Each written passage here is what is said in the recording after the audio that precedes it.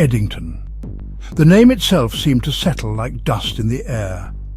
It was a place spoken of in hushed tones, if spoken of at all. Most preferred not to think of it.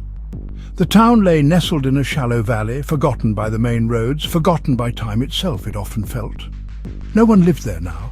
No one had lived there for a very long time. The houses stood, some surprisingly intact, others crumbling slowly into the earth from which they had been built. But it was the quiet that struck you first, a profound and unsettling stillness. It was a silence that pressed against the eardrums, heavy and absolute.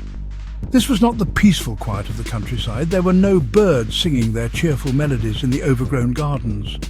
No insects hummed in the summer air. Even the wind seemed to hold its breath as it passed over Eddington, reluctant to disturb the slumbering dread that permeated every cobble, every leaning fence post.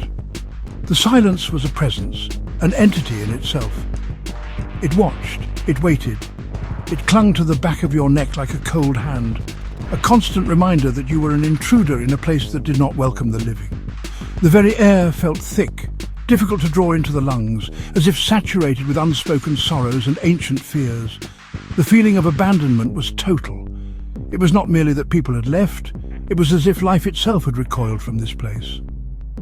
Dust lay thick and undisturbed on every surface inside the empty homes. A child's toy might lie discarded in a corner, a book left open on a table, as if its reader had simply vanished mid-sentence. These remnants of ordinary lives made the emptiness all the more jarring, all the more profound. Time seemed to have stopped here, or perhaps it had become distorted, caught in an endless, repeating loop of decay and stillness. The town was a monument to forgotten moments. An undeniable sense of unease permeated Eddington. It was a prickling sensation on the skin, the instinctive urge to look over your shoulder, the feeling of unseen eyes following your every move. The town itself felt like a carefully constructed trap, its empty streets and silent houses the bait. It was a place that whispered of secrets best left undisturbed, of stories that ended badly. To walk its lanes was to feel a growing dread, a certainty that something was terribly, fundamentally wrong here. Something waited patiently within the oppressive silence, hidden just out of sight, biding its time. Surrounding Eddington, pressing in on it from all sides, was the grass. It was not ordinary grass. This grass was unnaturally tall, dense, and a sickly, vibrant green. It grew to well over a man's height, forming an impenetrable wall around the deserted town. The locals, the very few who lived near enough to even know of Eddington's continued existence but wise enough to stay away, called it simply the Tall. It swayed and rustled constantly, even when the air was perfectly still, as if it possessed a life, a breath of its own. It was a living boundary, a verdant cage. The Tall seemed to possess a sentience. It whispered secrets with its endless rustling. It swallowed sound, muffling any noise that dared to challenge the town's profound silence. It seemed to watch, the tips of its countless blades like a million unblinking eyes. Its colour was too intense, a deep, almost black-green that hinted at unnatural nourishment. It felt ancient, primordial, as if it had been there long before the town and would remain long after the last stone had crumbled to dust. The grass was not merely a feature of the landscape, it was an integral part of Eddington's haunting presence, a key to its mystery. Into this unsettling, quiet and encroaching green came a small group of filmmakers. There was Liam, the ambitious director, convinced Eddington held the key to a groundbreaking documentary. Rena, the sound recordist, her ears already attuned to the faintest of unsettling noises. Mia, the pragmatic researcher, armed with historical maps and local folklore.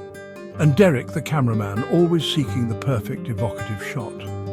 They arrived with professional skepticism, their purpose to explore and document the phenomenon of an abandoned town swallowed by such peculiar vegetation.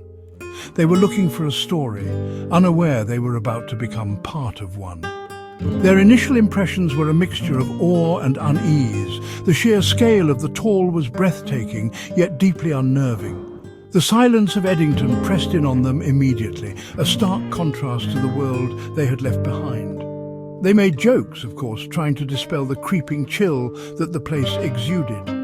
They spoke of atmospheric shots and compelling narratives. But beneath the professional bravado, a seed of doubt, a tiny tendril of fear, had already begun to sprout in each of them. The town and its grassy sentinel felt wrong, profoundly wrong, in a way none of them could yet articulate.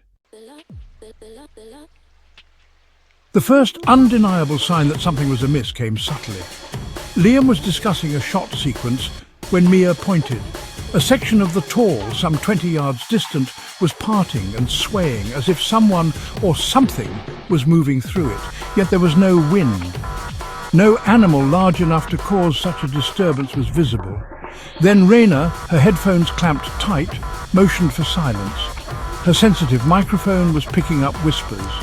Faint, sibilant and indistinct, they seemed to weave through the rustling of the grass itself, like voices carried on a non-existent breeze, just at the edge of comprehension. Derek, ever the intrepid cameraman, ever eager for the dramatic shot, decided to investigate the moving grass more closely. Probably just a fox or some deer, he'd said, though his voice lacked its usual conviction. He hoisted his camera, determined to capture whatever lurked within the tall. He edged towards the dense green wall, pushing aside the thick stalks. He called back, "Can't see a thing in here, it's like a jungle."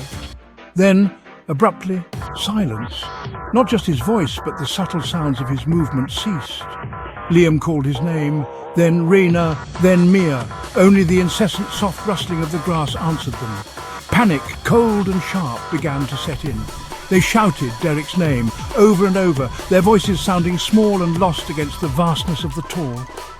Cautiously, they approached the spot where he had entered. They found his camera lying on the disturbed earth, its lens pointing upwards, still recording. Playing back the footage, they saw a blur of green, the grass parting violently, a brief indistinct shape, and then the camera falling, the view spinning into darkness. Near the camera, pressed into the soft soil, were strange indentations, not footprints as they knew them, but something else, something unsettlingly inhuman. It was then, as fear gnawed at them, that they saw the figures. Emerging slowly from deeper within the labyrinthine paths of Eddington were people, or what had once been people. Their movements were slow, disjointed, their eyes vacant and staring. A faint greenish pallor clung to their skin, and their clothes were tattered and stained with earth. They made soft, guttural sounds, a low moaning that seemed to harmonize with the whispers from the grass. They were not aggressive in a traditional sense, but they moved with an unnerving purpose, drawn towards the remaining filmmakers, their presence an unspeakable horror. Desperate to escape the encroaching figures and the terrifying implications of Derek's disappearance, Liam, Raina and Mia turned to flee. They ran back towards where they believed they had left their van, their only link to the outside world. But the familiar layout of the town seemed to have shifted. Paths they thought they recognized led to dead ends, or deeper into the oppressive embrace of the tall. The grass itself seemed to close in, its rustling whispers now sounding mocking, conspiratorial. Eddington was no longer just an abandoned town, it had become a maze, and its walls were alive, constantly shifting. Their shouts for help, their cries of fear and desperation were swallowed whole by the dense vegetation. Raina tried her mobile phone, then Liam, then Mia. No signal, not a single bar. It was as if Eddington existed within a dead zone, cut off from all outside communication. The whispers intensified, seeming to come from all directions at once, even from within their own minds, insidious and pervasive. The air grew colder, the sense of being hunted more acute. Each rustle of the tall sent fresh waves of terror through them as they stumbled through the eerie, silent streets, lost and afraid. In the ensuing chaos, Raina became separated from Liam and Mia. Running blindly, she stumbled upon a small, dilapidated building half hidden by overgrown ivy and the relentless grass. It looked different from the houses, more utilitarian. Pushing open a creaking door, she found herself in what appeared to be an old research laboratory. Dust lay thick on everything, but on a decaying wooden bench, she found scattered papers, notebooks filled with frantic script and strange diagrams. They depicted a type of fungus, one that grew symbiotically with the unique grass of the area. Notes detailed its psychoactive properties, its ability to influence, to control. The horrifying truth crashed down upon Rayna with sickening clarity.